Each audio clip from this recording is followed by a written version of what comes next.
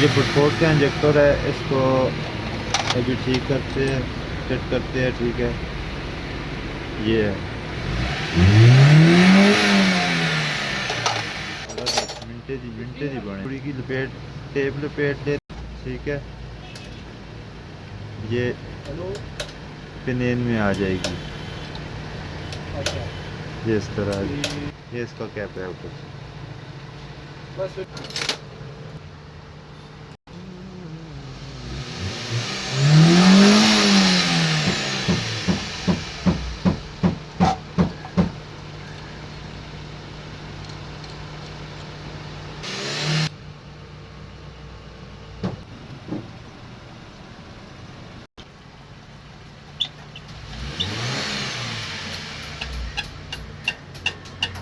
इसको तैयार करोगे तो इससे ज़्यादा होगा।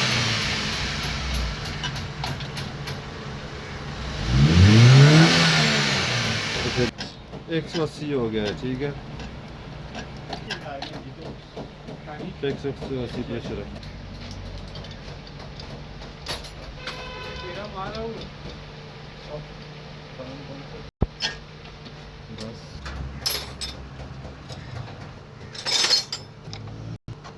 ये bedFord की नोजल है।